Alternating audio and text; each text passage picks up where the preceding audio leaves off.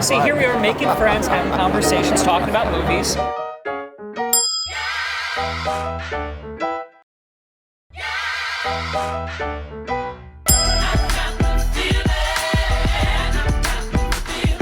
And you called the thumbs up man, come over.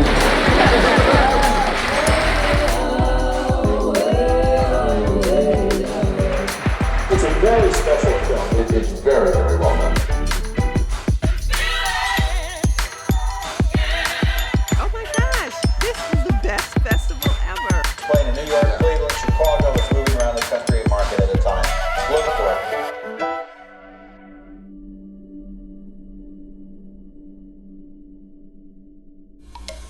By being able to show a movie that I made 5 years ago here to celebrate the 20th anniversary of the festival, it extends the life of the movie. And that, you can almost feel the whole auditorium is incredible. That's crazy and brilliant. When I tell people I'm going to Ebertfest, where's Ebertfest? In Champaign. Where's Champaign? The middle of Illinois, And it sounds like, really? That's strange. What's the story with that? But it actually makes sense. And it's wonderful to be in a place like this. And people are here from all over the world and all over the country, and with all sorts of different cultural backgrounds, and you just celebrate the moment. Well, this is a director's dream, to have a sophisticated audience see your movie in such an incredible presentation, in such a beautiful place.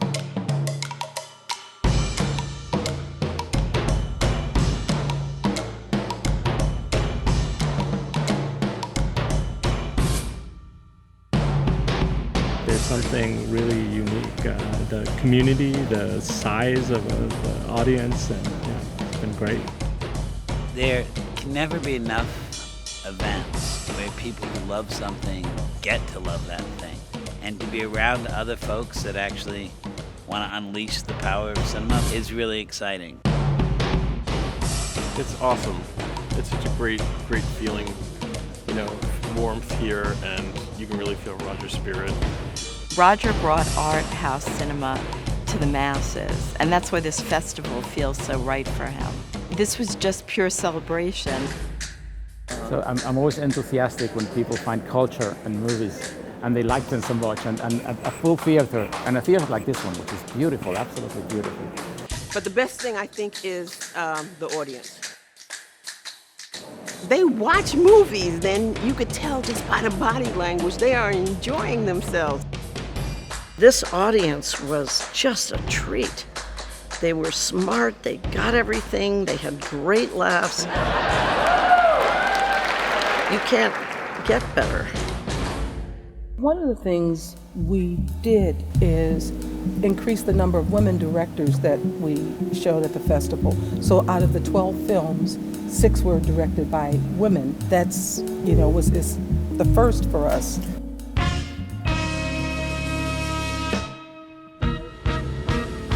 I'm just going to bring her out. Ava DuVernay. Welcome, Martha Coolidge. Please help me welcome Ama Asante. 6 women directors at this festival. Thank you for being one of the 6. We give a golden thumb to our guests, and this means so much because you first met Roger when you were 8 years old, and you were standing outside the Dorothy Chandler Pavilion, and you saw him and you called the thumbs up man, come over. And you have a picture of you and Roger when you were 8 years old.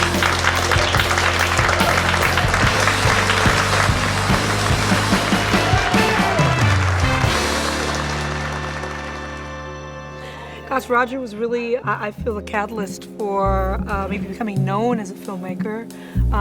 His early reviews of my first narrative film, I Will Follow, really demanded that people pay attention to me as a young black woman filmmaker who had never gone to film school, and I was making my first drama. He liked it, he wrote about it, he tweeted about it, he told people about it, and he really amplified me in a way that I feel really shaped the trajectory of my career in a very direct way. A wonderful new film named I Will Follow, directed by Ava DuVernay. It isn't sentimental. It isn't superficial. It is very deeply true.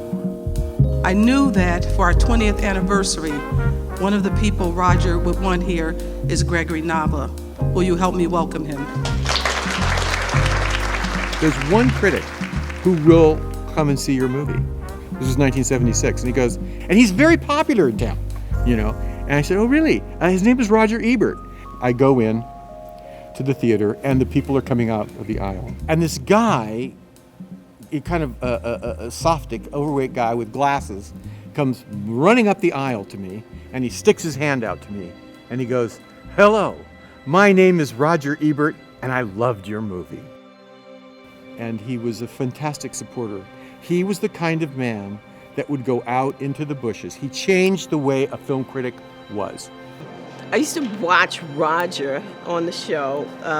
I think it was every Saturday morning, you know, ever since I became a filmmaker, you know, we'd watch the show. I never imagined that they were going to review Daughters of the Dust because I just didn't think it was big time enough to be considered. There's nothing about Daughters of the Dust, our next film, that indicates this movie should be a commercial success, and yet, wherever it plays, it seems to develop large and enthusiastic word-of-mouth audiences. And when I watched the review, I mean, it was so thoughtful, it was so on point, and it was so in-depth.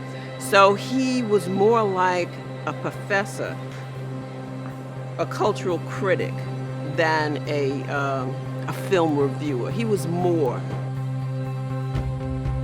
You know, he was sort of a reference as well. You know, you had your teachers, you had your filmmakers, but he seemed to sort of embrace a lot of those ideas. So I was like excited when I found out that, you know, Chaz and the Ebertfest chose Rumble, the Indians Rock the World to be part of the film festival, and I was hoping that people would connect, and I think they did, actually.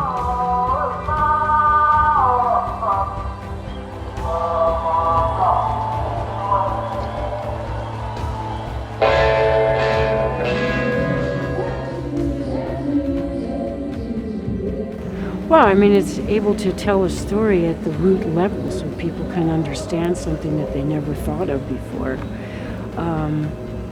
And the reason why I'm part of the film is because I think it's my story as well, you know. A long journey of trying to crack this type of story open. So when this is just, of course I love that, you know, it's there it is, you know. Dude here. They didn't bother finishing the plot. That's not what the movie's about. It's about, who knows, what you tell me what it's about.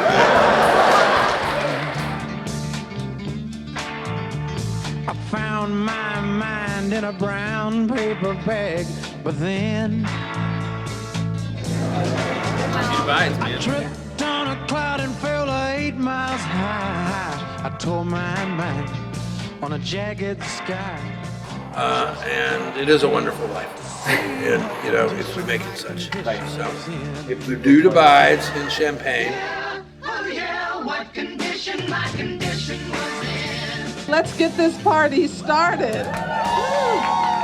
Yes, we had a street party in front of the Virginia Theater so that we could celebrate Roger. We had a band, Bruisers and the Virtues.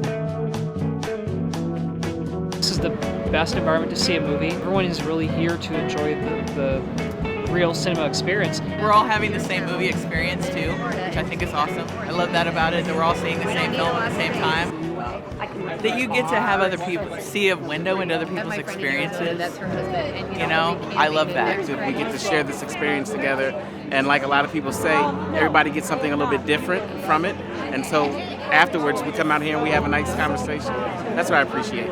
Wonderful and healing to be here after Roger's passing, and every year it's just great to come back and you know, celebrate his life, his legacy, and the family that we've connected with here at Ebertfest. Speaking of Roger was my mentor. He was my hero. He was the first person that ever told me, yes, you can be a film critic. got 4 daughters, all teenagers, and as soon as we saw the original choices of the women directors, we were just blown away. And Jenna is interested in filmmaking. People who are here this year, it's just been so amazing, and it just being here inspires me more to pursue film.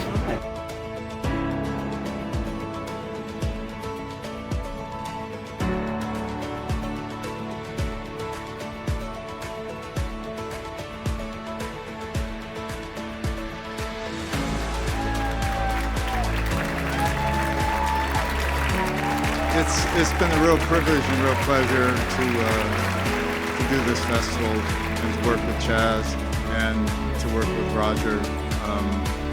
And Chaz and I are going to continue working together on this festival.